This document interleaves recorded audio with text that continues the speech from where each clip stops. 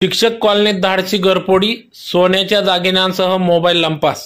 देवपूर परिसरातील नकाने रोडवरील शिक्षक कॉलनीत आज मध्यरात्री चोरट्यांनी धाडसी चोरी करीत 3.5 लाख रुपयाचा मुद्देमाल, सोन्याच्या दागिन्यासह मोबाईल लंपास केल्याची घटना घडली।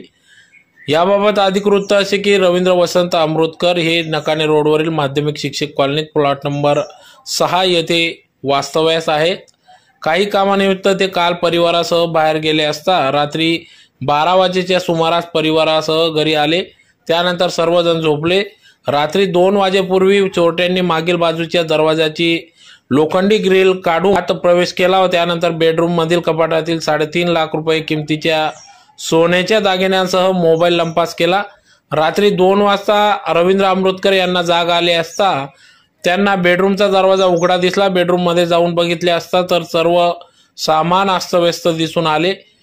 चोरी झाल्याचे लक्षात येताच त्यांनी पश्चिम देवपूर पोलिसांना माहिती दिली। दरम्यान घटनेची माहिती मिळताच घटनास्थळावर पश्चिम पोलीस ठाण्याचे पोलीस निरीक्षक पीआय सुरेश शिरसाट यांच्यासह PSI Manoj Kachare, police constable Sunil Rathod, Gautam Shirsat, police Naik Mohite, police head constable Manoj Sathe व ठसे तज्ञ श्वान पथकासह दाखल झाले। तर याबाबत देवपूर पोलीस ठाणे येथे दुपारी उशिरापर्यंत गुन्हा दाखल होण्याचे काम सुरू होते। मी रवींद्र वसंत अमृतकर,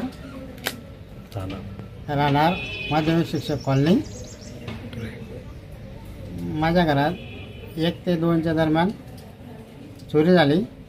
त्याच्यामध्ये 20-25 ग्राम सोनं मारलं गेलं।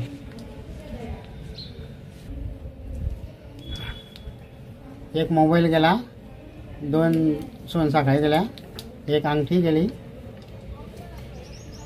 अडीच किती होईल ते? असं एकूण 1.5 लाख, 2.5 तोळा गेलं। ते कमीत कमी 1.5 लाखाचं मारलं गेलं।